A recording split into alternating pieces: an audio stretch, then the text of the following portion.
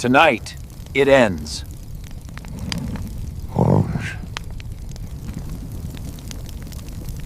This is what they've been dying for. Then we can't let it die with them.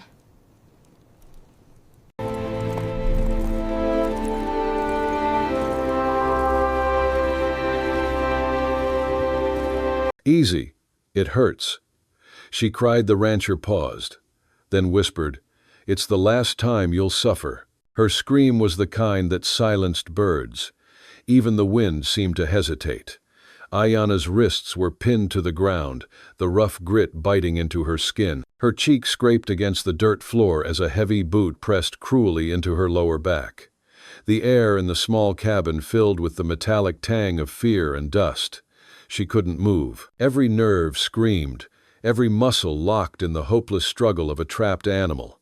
Behind her, Nayati was screaming too, his voice ragged, breaking apart as he cried her name like a prayer no god would answer. One of them held her down, another tore through the kitchen like a storm glass shattering, chairs splintering, iron pots crashing to the floor. The third man was beating Nayati with a shovel, dull, wet cracks echoing through the room. Bone, wood, then silence. No more begging, no more name. Just the slow, awful quiet that follows murder. Then came the questions. "Where's the gold?" The words were spat, more demand than inquiry. Aiyana's mouth filled with blood and dirt. She couldn't answer. She wouldn't. The boot lifted only to drive back down harder. They ripped drawers from the table, threw books against the wall, pried up floorboards with crowbars. "She's lying," one hissed. "He said he had a stash. Find it." Their rage grew like fire, feeding on her silence. When they dragged her to the back room and slammed her against the wall, she could barely stand. Her knees buckled. Blood soaked the side of her dress, warm and sticky, the scent of iron rising into the night air. That was when she made her move through the window, glass biting deep into her arm. She didn't feel it. Adrenaline burned hotter than pain. She ran. Branches clawed her face as she tore through the brush. Her lungs screamed. Her bare feet pounded against the dry, cracked earth. The sun was gone, the desert turning to ash and shadow. No time to think, just move. Don't stop, don't fall. Behind her came the shouts, angry, cursing, desperate, and then gunfire. The bullets tore through the night, hissing past her ears like wasps. She didn't look back. Half a mile later, the trees opened into open land, flat and wide, and there it was, the ranch. Ben Ryder's ranch. If you enjoy the story, hit that subscribe button right away. And if you don't, then just hit the like button anyway to keep more Wild West love stories coming. Aiyana collapsed just shy of the perimeter fence that marked the lonely boundary of The Last Stand. The name was an ironic wound, a monument Ben Ryder had built more than a decade ago when he'd decided to let the desert claim what was left of his soul. Now, the dying light of the Arizona sun bled over the iron rods, painting the horizon in blood and rust. Aiyana, a Dine woman whose life had been one long, grinding prayer for survival, offered up her final strength. Her arms were wrapped tight around a simple wooden box, not heavy with coin, but with something far greater, the weight of her her family, her tribe's honor. She hadn't chosen to carry it. Nayati had thrust it into her arms in those last, frantic seconds before the shovel fell. It was a wordless passing of duty, of trust, of something sacred. The rancher, Ben Ryder, was not a man eager for company, least of all the kind that stumbled across his land bleeding and half dead. He had long since retreated into this arid exile, a man eroded by guilt and war. Once a scout for the U.S. cavalry, he had seen villages burn, heard children scream, watched men justify it all in the name of God and flag. The shame of the Apache wars had hollowed him out, left him with nothing but ghosts and dust. He was mending a bridle outside his cabin when the sound came, not the sharp cry of a wounded animal, but the dull, unmistakable thud of human flesh striking earth. He dropped the leather straps. His body tensed, instincts returning like muscle memory carved by violence. He moved to the edge of the porch, eyes narrowing beneath the brim of his hat. There she was, a dark, crumpled shape, near the fence line, the last light catching the sheen of blood on her torn sleeve. Her woven dress, once simple and strong, hung in ribbons. Her dark hair, tangled with sweat and sand, glistened faintly in the fading Sunday Aiyana. He knew her kind, the quiet strength in the set of her jaw, the dignity that even terror couldn't strip away. She was on her knees, her arms still locked around that wooden box like a mother protecting a child. Ben ran to her, his boots kicking up small storms of dust. The long, ground-eating stride of a man who'd tracked both prey and killers carried him fast. He didn't touch her at first. There was something sacred in the stillness between them, a wordless understanding that this woman had already been touched too roughly by the world. The smell of blood, sweat, and whiskey-soaked earth filled his nose. He saw the tremor in her hands, the way her fingers dug into the box as though letting go meant losing her soul. She lifted her head slowly.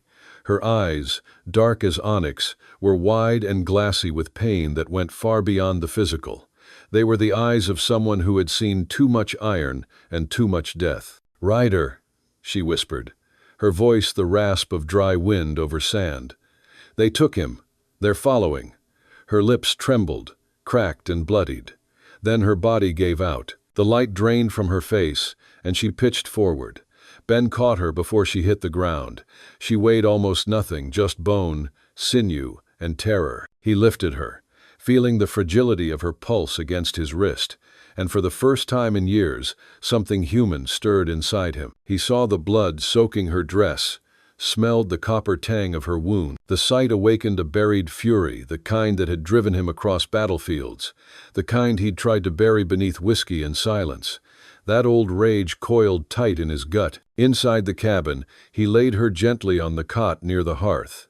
The small space smelled of smoke, leather, and loneliness. The walls were lined with old rifles and tools, relics of a man who had once believed in order and now lived among ruins. He moved with the precision of habit, tying off her wounds, cutting strips from a clean shirt, and pouring whiskey not for himself but for the rag. When the alcohol hit her torn skin, she jerked, a low cry escaping her throat. "Easy," he said, his voice a low gravel rumble, rough from disuse. "It's gonna sting." "It hurts," she gasped, her breath shaking.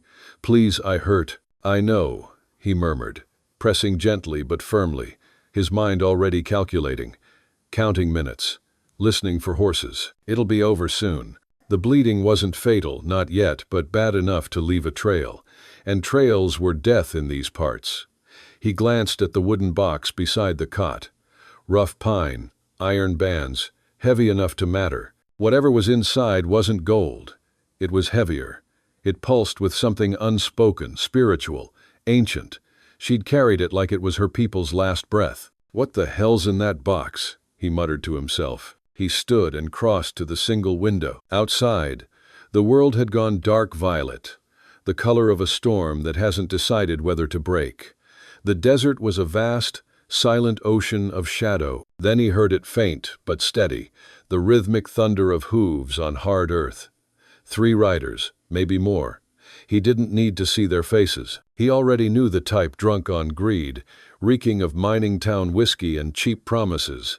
Men who believed pain was just another form of persuasion. Ben Ryder had built The Last Stand as his tomb, but tonight it was becoming something else, a fortress, a reckoning. The question was no longer whether he would fight, but how far he was willing to go to defend this broken woman and the secret she carried. Somewhere deep in his chest, beneath layers of scar tissue and guilt, a spark caught flame. Honor, it seemed, had come looking for him again, not in the glory of battle, but in the blood-stained dusk of a desert evening, beside a dying Dine woman, and the box that might just hold the last prayer of her people. 4. Viết đoạn 2.300 chữ, tiếng Anh Mỹ. The scent of creosote smoke and the metallic tang of old fear brought Aiyana back to a waking nightmare. Her breath hitched before her eyes even opened. For a disorienting, heart-twisting moment, she was back in that cabin, the suffocating darkness, the echo of the shovel striking bone, the gritty taste of dust and blood in her throat. Then came the slow realization of firelight, the whisper of wind under the cabin door, and the figure by the hearth. The stern, immobile silhouette, the man who had found her, Ben Ryder. He was more rumor than man in these lands, a ghost story passed around mining camps and saloons, a white man who lived at the edge of the world, half saint, half specter, a veteran who had survived too many wars and buried too many truths. They said he'd gone mad after the Apache campaigns, that he talked to the dead and trusted no living soul. Yet here he was, flesh and shadow, watching her from beside the fire, watching her breathe. Her side throbbed a deep, molten ache where he'd cleaned the cut. When she tried to move, pain cinched tight around her ribs like an iron shackle, pinning her down. Her vision blurred, the ceiling tilting. Ben leaned in, his face carved from stone, his eyes reflecting the flame's gold edge. His shadow covered her like a blanket of darkness. His voice held no warmth, yet it had the steady gravity of something she could hold on to. "Don't move too fast," he said, low and calm, the kind of calm forged in the middle of chaos. "You lost blood. You start tearing it open again, you'll be dead before sunrise." Then, after a pause that seemed to measure her breath, "You need to talk. Quick." Aiyana blinked against the fever, against the blur of memories clawing back to the surface. Nayati's face, his cry, the thud, the silence, it all poured into her like cold water over an open wound. "I thought I didn't make it," she whispered. Her voice was rough, the sound of guilt scraping through her throat. "Barely," he confirmed, leaning back slightly, letting the firelight fall on her hollowed cheeks. She swallowed, the effort painful. "They killed him. I heard it the crack. Then they laughed. They kept tearing through the house, saying he lied about the gold." Her voice broke, the words trembling with disbelief. "The thing is, Ben," she hesitated, her eyes meeting his in a desperate plea for understanding. "He didn't have any damn gold." Ben rubbed the stubble on his jaw, his eyes narrowing into that faraway squint soldiers get when ghosts come back to whisper. "Men brag to the wrong person at the wrong time," he said slowly, his tone flat but edged. "He had something they wanted. They thought it was gold. What was it, Aiyana? Tell me the truth now, or we both die for a rumor." Her gaze slid toward the wooden crate, resting near the cot. Even in the dim firelight, it seemed to hum with silent weight. "It's not gold," she said softly. "It's the Shiwanda." He frowned. "The what?" "The moonstone totem," she translated, her voice reverent, trembling. "A prayer stone. It belonged to the elders. It marks the boundary of our ancestral lands near Silver Creek." Her breath hitched again, grief slicing through her words. Nayati worked there. He saw them mocking it, digging it up, laughing, stealing pieces of the earth it stood on. "He didn't steal from them, Ben. He stole back what was ours." Her tone hardened, her spine straightening despite the pain. "It is the honor of my people." Ben's jaw tightened. For a moment, the fire popped, filling the silence between them. The look that crossed his face wasn't disbelief, it was recognition. A memory, sharp and unwanted. A night years ago when he'd been ordered to take sacred relics from another tribe, told they were spoils of war. He had followed orders then. He had watched the flames swallow a people's history, and that was the night the last piece of his honor burned. He realized the men chasing her weren't just thieves, they were carrion. Scavengers of the frontier, feeding on whatever scraps of decency the war had left behind. The name formed in his mind like a curse. Ledger, a face from the past, once a fellow scout, now a mercenary with the same smirk that haunted Ben's nightmares. A man who had traded loyalty for loot, and who believed decency was just another word for weakness. "Ledger knows this land," Aiyana said suddenly, her voice tightening with panic. "He worked near the creek. He saw Nayati there. He knows where we lived. He will track the blood." Ben poured a measure of water from the jug into a tin cup and handed it to her. The gesture was mechanical, but the set of his jaw had changed harder now, certain. "Then I reckon he knows me too," he said simply. The words landed like a stone. "And if he's comin', he's gonna find out I still bite." Aiyana blinked, confused, her fever turning names into fog. "Luke, you're not planning to fight them, are you?" she asked, her voice trembling, calling him by the wrong name. The mistake made him pause. He almost smiled, almost. "You got a better idea?" he asked, his tone stripped bare of humor. He crossed the cabin, the floorboards creaking beneath his boots. Outside, the wind howled like an old ghost, sweeping across the desert, promising rain or death or both. He pushed a heavy, dust-caked water barrel aside, revealing a hidden square in the floor. A trapdoor. "You ever hear of a hider's hole?" he asked. Aiyana shook her head, blinking through the haze. "Back in the war," he explained, crouching beside it, "we dug 'em behind barns. Big enough for two, quiet enough to outwait a search party. Saved my hide more than once." He looked over his shoulder at her. "You can sit here and worry, or you can help me make sure they don't walk out of here alive." It wasn't a suggestion. It was an invitation to survival, to vengeance, to the cruel arithmetic of justice. He wasn't asking her to hide. He was asking her to trust him, to stand beside him in whatever blood-soaked dawn was coming. She met his gaze. In the flicker of firelight, she saw something she hadn't expected, a reflection of herself. The same weariness, the same stubborn will. His eyes were the eyes of a soldier who had stopped believing in nations but not in right and wrong. She saw a man ready to die again, not for glory, but for redemption. Still here? Hit the comments with a flood of 1 second and tell us where you're watching from if you love Wild West love stories. Then came the sound that made both of them freeze. A single, muffled gunshot rolled through the twilight, a flat, heavy sound swallowed by distance but sharp enough to mean one thing. Ledger was close. It was his way of knocking, a signal, a taunt. Ben's reaction was immediate. He crossed to the weapon rack and pulled down his Winchester. The rifle was old, the wood worn smooth by lonely hands, but its click was clean, familiar, a ritual that steadied his heartbeat. He checked the chamber, the movement so natural it looked like memory itself. Aiyana watched him, her pulse hammering. She had seen men prepare for death before, but never like this, never with such quiet certainty. He walked back toward the rug in the center of the floor.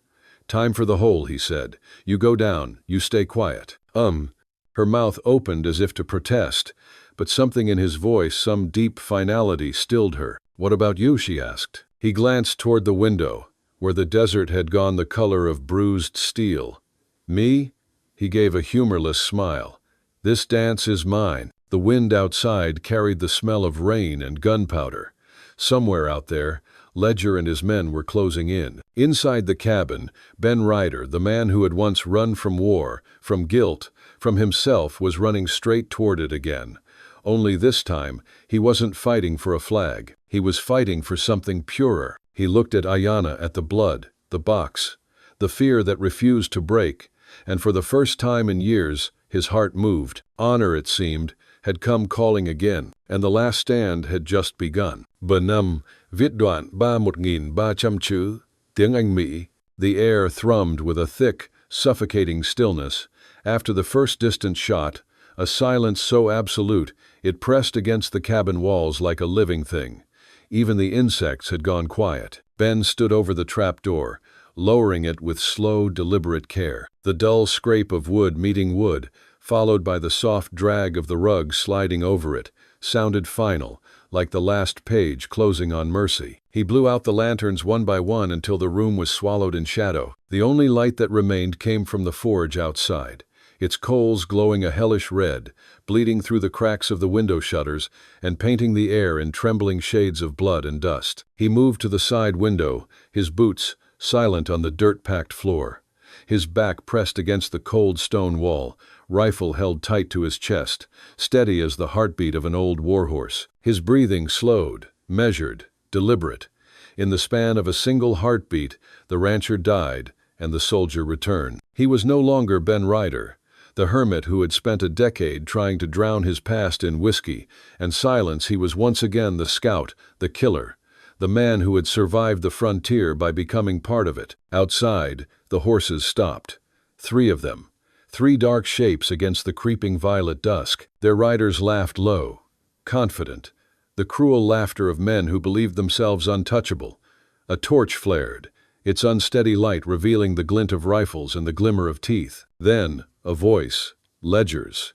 That same rasping drawl Ben had heard years ago across campfires and battlefields, now tainted with mockery. "Evening, old man," Ledger called, his voice carrying too easily across the sand.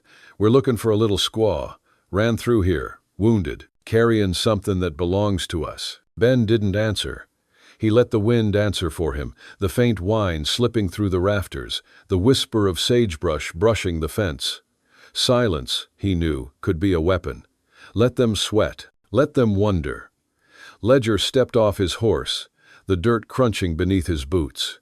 The two others stayed mounted, their shadows restless in the half-light. From the glint of their spurs and the swagger in their posture, Ben could tell they were the type who killed for coin and sport, men too numb to feel remorse and too stupid to feel fear. "She ain't here," Ben finally said, his voice low but resonant, carrying the weight of a man used to command. "Try the canyon," Ledger laughed, a harsh, broken sound. "Funny thing, Ryder," he sneered. "Her blood trail says otherwise. You hidin' her, old man? Shame. Thought you were all about that honor code." He spat into the dirt, and even in the darkness, Ben saw the wet glint hit the ground. That word honor, coming from Ledger's mouth, felt like blasphemy. Ben raised the rifle a hair. "I'm hiding no one," he said evenly, "but I don't take kindly to men hunting women on my land, especially men who once swore an oath and forgot what it meant." For a moment, the world held its breath. Then Ledger's grin faltered, replaced by something sharper recognition. He saw the man beneath the years, the soldier beneath the dust. "Well, hell," Ledger muttered.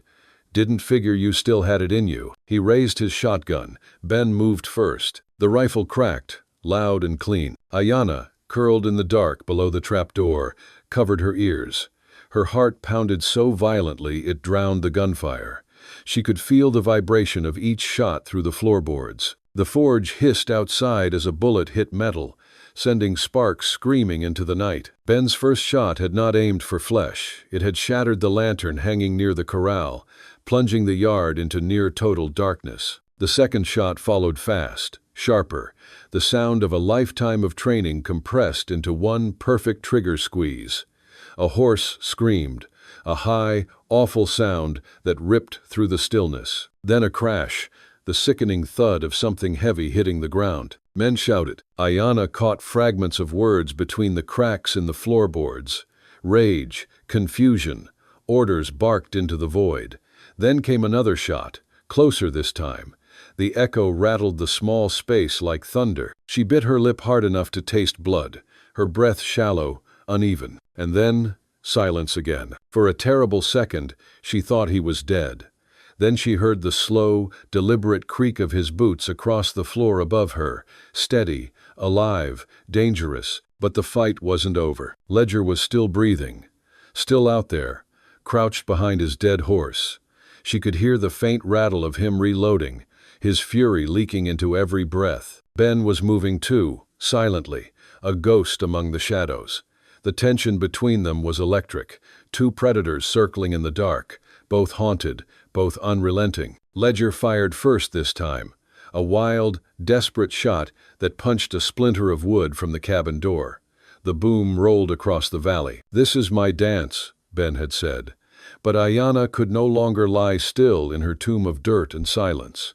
The echo of Nayati's last breath filled her, the memory of his hands shoving the sacred totem into hers. She thought of his body falling, the promise unbroken even in death. Her fingers scraped the packed earth, found a handful of loose stones. Her body trembled, but her aim was sure. With one sharp movement, she threw the stones against the tin roof of the barn across the yard. The sound, loud, metallic, unnatural, ripped through the quiet like a ghostly ruse. "Over there! She's in the barn!"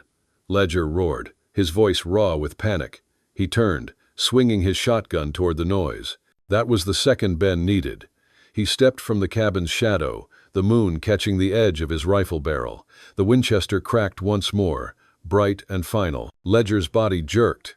He fell backward beside the water trough, his shotgun tumbling from his hands. The last sound from his throat was a rasping curse swallowed by the wind. Smoke hung thick in the air, curling through the open door as Ben walked out, rifle still warm in his hands. The forge hissed, throwing sparks into the wind. He didn't speak until he reached the trap door. He lifted it and looked down into Aiyana's wide eyes. His face was pale, streaked with sweat and soot, his hands trembling not from fear but from the brutal exertion of violence finally spent. "It's done," he said quietly. "But not all of them." Aiyana crawled out, her face ghost-white but steady. "Are they?" "One's still breathing." He reloaded with a slow, deliberate click. "And he's going to tell me why Nayati had to die for a stone." They found Ledger near the fence, gasping, his shirt soaked black with blood. The life was draining out of him, but the hatred remained sharp. Ben crouched beside him, the rifle lowered but ready. The firelight from the forge flickered across their faces, one calm and cold, the other twisted with defiance. "Why?" Ben asked, his voice rough, low, heavy with exhaustion. "Why kill a man for a rock?" Ledger coughed, the sound wet and raw. He tried to laugh but ended up choking on it. "Gold," he rasped. "The old fool said Nayati found a vein, told the miners he had proof." He paused, his breath rattling, his gaze drifting toward the barn. "Not gold," he whispered finally. "That rock, it's proof. Proof the land belongs to them.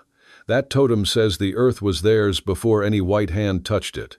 The miners want that proof gone, Ryder. They want to bury it, same as the people it belonged to." Ben stared down at him, the truth landing like a blade between his ribs. Ledger smiled again, ugly, broken. "You still fightin' for your dead honor, huh? Still think you can wash the blood off?" Ben's silence was answer enough. Ledger's last breath left his body with a faint rattle, the desert wind taking it. Ben stood. His eyes were unreadable, but the weight of years seemed to lift from his shoulders. The rifle hung loose at his side. He looked toward the horizon, where dawn was beginning to gray the edges of the desert. For the first time in years, he didn't feel the need to run. Aiyana stepped up beside him, the wooden crate clutched to her chest. The wind whipped her hair into her face, streaked with blood and dust, but her gaze was clear. Between them, unspoken but understood, was something sacred, the knowledge that the fight had never been about gold or vengeance. It had been about dignity, about keeping the last light of a people alive. Ben exhaled slowly. "He was wrong," he murmured. "You don't bury proof, you protect it." Aiyana nodded. The first pale hint of morning touched the horizon, stretching gold across the red earth. Behind them, the forge sputtered and went dark. The last stand was over, but the story of what they defended had only just begun. "Besao, viết đoạn 4.300 chữ, tiếng Anh Mỹ."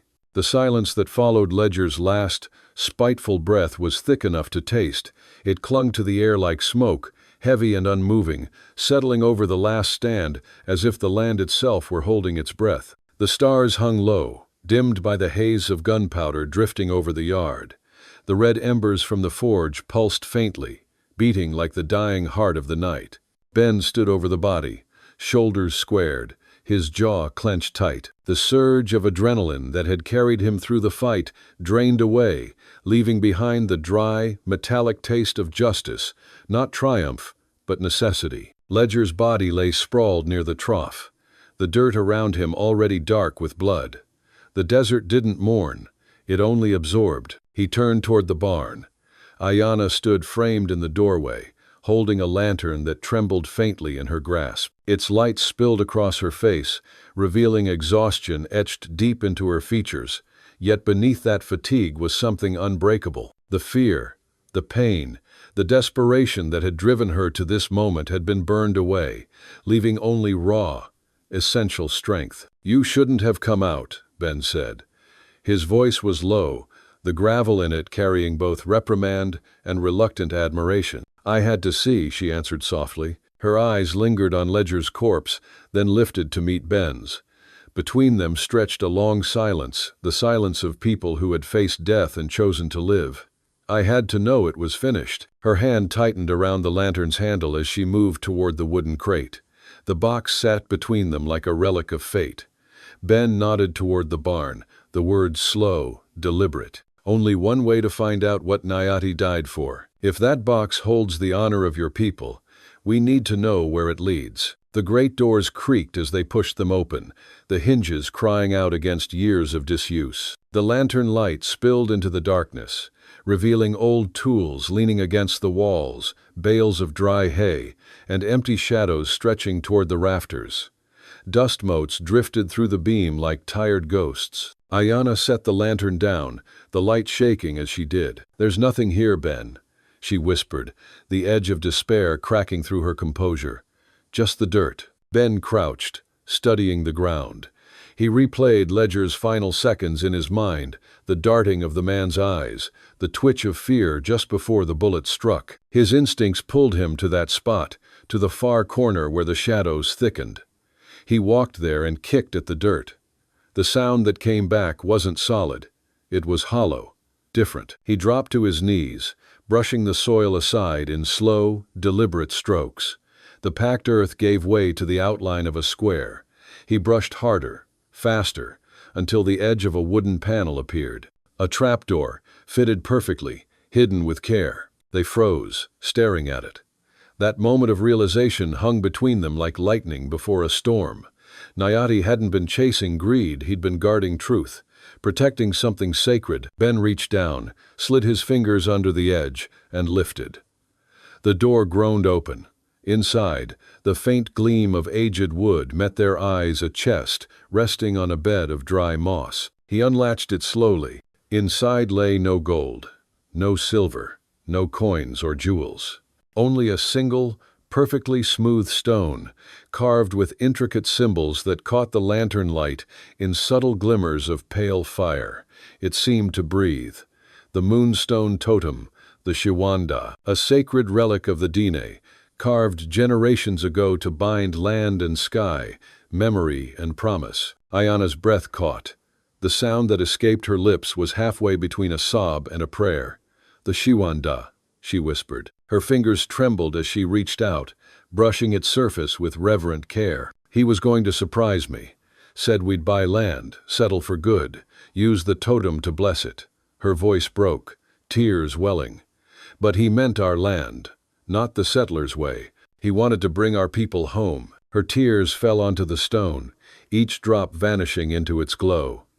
"He died for this," she said, her voice splintering. "Not for riches, for honor." Ben stood still, watching her with a strange ache rising in his chest. The cynicism that had encased his heart for years, the thick armor of a man who had long given up on decency, cracked. The sight of her, fragile yet unbowed, bent over that sacred stone, undid something in him. "He wasn't lying after all," he murmured. His voice came out softer than he expected.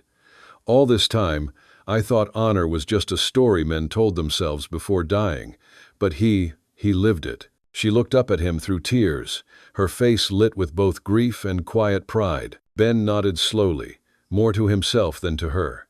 He had spent a lifetime running from ghosts, from the faces of villages burned and the memory of the orders he had followed. Now, standing beside this woman and her sacred stone, he saw a chance at something greater than survival. Redemption. They buried Nayati before dawn, side by side, their hands raw from digging in the hard red earth. The hill behind the ranch overlooked the wide plain that stretched into eternity, where the first fingers of sunlight painted the horizon in deep, burning orange. When the last shovel of dirt fell, Aiyana knelt by the mound, whispering words in her language, soft, rhythmic syllables that carried through the still air like the heartbeat of the land itself. Ben stood nearby, his hat in hand, head bowed. He didn't know the words, but he understood their meaning. It was a prayer not for vengeance, but for peace. As the sun crested the ridge, a distant sound drifted through the still morning air hooves, slow and deliberate. Not the rush of pursuit, but the steady approach of someone who rode with purpose. Ben's hand went to his gun automatically. Out of the rising sun came a lone rider. The man was older, gray at the temples, his uniform coat faded but clean. He rode easy, without his weapon drawn. When he reached the gate, he dismounted and called out, "Ryder, heard the gunfight from the ridge. Came to give you a warning." Ben raised his rifle, though lower than before. "Who are you?" "Name's Silas. Used to track for Fort Bowie. I knew Ledger. Man was a fool, but he worked for bigger hands." He glanced toward the fresh mound of earth, then met Ben's gaze. That totem, those miners think it's worth more than gold. They've already filed papers in Silver Creek. Ledger was their blade, not their brain. There'll be others. Aiyana tightened her grip on the stone. Silas mounted again, his voice dropping low. Bury it deep, Ryder. Folks kill for less than what that thing means. They won't stop until they own the land and everything under it. When he was gone, the desert fell silent again, broken only by the low hum of morning insects and the sigh of the wind. Ben turned to Aiyana. You could take that totem home, he said. Fight this in court, maybe. Or you could take what we earned tonight and start over somewhere new. Nayati would have wanted that. She looked at the horizon, at the long line where sun met stone. I don't think I want gold anymore, Ben. I just want peace. Her voice steadied, fierce beneath the softness. And justice for him, but peace isn't found by running. Ben studied her for a long moment, then nodded slowly. Peace is harder to find than gold, he said, but if you're lucky, it shows up when you least expect it. They stood in the new light, side by side, their shadows long and clear against the sand. There was no triumph in their faces, only resolve. The battle was over, but the war for what was right had only begun. Their eyes met, a silent vow exchanged between two survivors, bound not by blood or creed, but by a shared redemption carved in dust and sacrifice. The air was still, but alive with possibility. Ben reached down, picked up the wooden crate, and placed the totem back inside, sealing it gently as if closing a prayer. Aiyana smiled faintly. The land remembers, she said. And maybe it forgives, Ben replied. If you're watching on TV, don't hesitate, grab your phone and hit subscribe to my channel so you'll never miss out on our amazing characters and Wild West love stories. Bye-bye. Viết đoạn năm 1300 chữ, tiếng Anh Mỹ. Weeks passed at the last stand, weeks marked not by the echo of gunfire or the stench of blood, but by something rarer in the desert, stillness. The world beyond the ranch seemed to fade, replaced by the rhythm of small, wordless rituals that stitched two broken souls together. The days came slow, carrying the dry scent of juniper and dust, and each sunrise felt a little less like a burden, a little more like an act of mercy. Aiyana healed in body first. The wounds on her arm and side closed cleanly, though the scars on her heart lay deeper, invisible but unrelenting. Ben's cabin, once a shrine to his self-imposed exile, began to change too. The shadows didn't linger as long. The silence wasn't so empty anymore. It became, gradually, a place of retreat rather than punishment, a refuge at the edge of the world where the air carried both grief and possibility. They spoke little, yet somehow, every small gesture between them became fluent conversation. Ben would rise before dawn, the scrape of his boots on the porch, followed by the hiss of boiling coffee. When Aiyana woke, she'd find a steaming mug waiting by her cot, the smell strong enough to chase away her nightmares. In return, she mended what she could, the tears in his shirts, the broken strap of his saddlebag, the worn edge of his bridle. Her stitches were neat, precise, careful, each thread, a quiet declaration of purpose. They were not lovers in any ordinary sense. But in the silent communion of two survivors, there was something deeper, something born not of desire, but of recognition. It was the beginning of a new Wild West love, not the soft kind written in dime novels, but a fierce, elemental bond, forged in shared loss, tempered by danger, and bound by the unyielding code of justice and honor they had both bled for. The moonstone totem remained hidden, wrapped in its deerskin shroud, resting beneath the loose floorboard by Aiyana's bed. It seemed to breathe faintly in the dark, a reminder of Nayati's sacrifice and the greater duty that still lay ahead. They both knew they couldn't stay here. The last stand had lived up to its name. It had been the final confrontation of the past, but it could never be a home. Ledger's death had only delayed the inevitable. Men like the ones who sent him didn't quit when a hired gun failed. They regrouped, rearmed, and returned, wearing either badges or suits, claiming justice as their excuse. One morning, when the desert dawn burned gold across the mesas, Aiyana broke the silence. "The railroad," she said, her voice low, steady.